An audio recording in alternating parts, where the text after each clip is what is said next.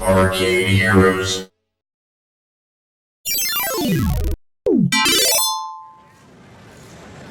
UNIS had two racing games to debut at IAPA 2019, one of which is this here, MotoVR. And this game was released at the end of October, and it uses a VR headset. Now, if this is one you don't recognize, this is a 3 glasses Bluebird S2 headset. It has a 90-degree field of view, 90 Hz refresh rate, less than 6 milliseconds response time, and is lightweight. But in this particular video that I'm going to show here is first do the 2D mode, which according to this software build, it still has to use the glasses to calibrate into 2D mode exactly. Hopefully they fix that with the software update where it can just recognize the headset being placed in the chassis, and if it recognizes that it's not on a user's face, it can just automatically go into 2D mode instead of having to pick it up and have it calibrate until it figures that out. But I decided to play it in the non-VR mode first, and then the VR mode, just to kind of compare the two to each other. But this game overall is something kind of like a Superbikes 2, Superbikes 3 style game, but it does have its own flair to it that sets it apart. And of course, even Superbikes doesn't use like the Fast and Furious name anymore, and so that's also not something that Ultra Moto needs either. But still, it has a lot of the over-the-top elements to it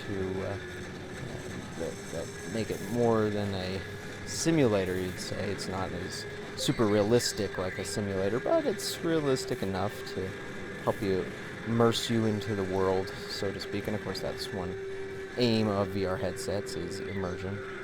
But one big thing that's different on this compared to something like, say, Superbikes is the slipstream mechanic, and of course the VR mechanic. But the slipstream mechanic's interesting. That popped up frequently. There is an air blower on the front of the panel. You can see that at the center bottom there, that kind of diamond-shaped thing, and that produced a pretty nice, convincing effect. The motion platform as well. I wasn't sure what to expect out of that. Haven't come across too many motorcycle games that have a motion platform on them as well.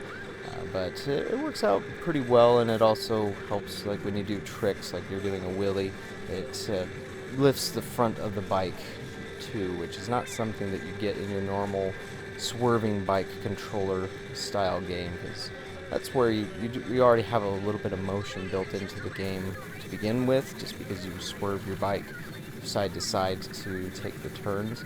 But thanks to the motion base, now you can make it feels more realistic when you're trying to pop those wheelies, which you can do by just twisting the handle, kind of like pumping the gas sort of thing. And you also get to race in these nice over-the-top environments. The graphics on this are really solid, really good. Nothing that I would complain about. The monitor itself is 43 inches in size. I believe it's 1080p. Didn't catch that it's 4K. But overall, again, it's pretty good, pretty solid. Now, there are 24 bikes and 24 customizations that you can get. You want to create an account to be able to access those, and that is explained here. And of course, you have leveling up as well. This is the first customization you get to enhance your engine performance upgrade, as it calls it. And I also believe that near the beginning it mentioned something about the QR codes to be able to, there we go, where you can upload your data. Now this is where I'm going to play in VR, where selecting everything obviously was tailored to that for the UI. It has different cities, routes to choose from. Let me see here from my notes if there was anything about the courses. I'm not seeing anything on how many there were, but there's enough to come back to. I believe it was 2 cities and 4 stages each, so that would give you a total of 8. But the VR mode definitely was quite a different experience, and where this game was tailored for that. That's where you have these initial sequences where it kind of flies you through the city until you get to your aircraft carrier, not carrier, to your aircraft bay to jump out of in your bike and make that all action movie style launch sequence like you see here. And so in VR, that is a bit of a different feel that you have, and of course you do have to get a little bit used to it, but yeah, it works out pretty nicely. It's definitely different, and that's one of those over-the-top things that it throws in there that you saw a moment ago, where like these giant creatures that appear for you to, or that throw stuff at you that you might have to dodge. Now along the tracks as well, there are these vehicles that have ramps on them, so you can, if you can land on the backs of those properly, then you can also do a jump, pull off some tricks. And all the vehicles that are on the road, well, there's not a ton of them. You'll always notice that it has the arrows.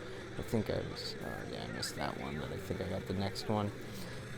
But that's fun to do, and it's a nice feel, especially with the motion platform. Now you can, of course, turn off the motion platform, and I guess that's also another thing to mention. This does come with, not with the face mask dispenser, which is what a lot of VR arcade machines have come with, but it does come with a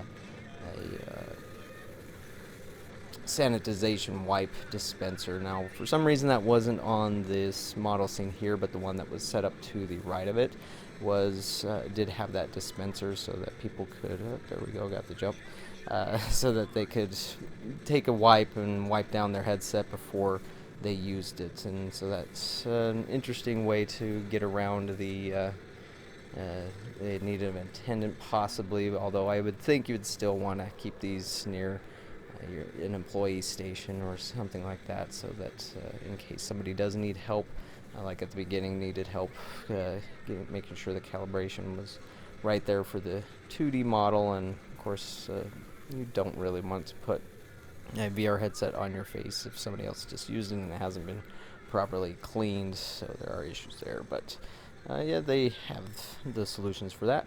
That's MotoVR, which comes only as a twin set. It is exclusive to arcades, and it is shipping now as of the end of November 2019. So perhaps you'll see it out there at an FEC or arcade near you. Thanks for watching. We'll catch you on the next video.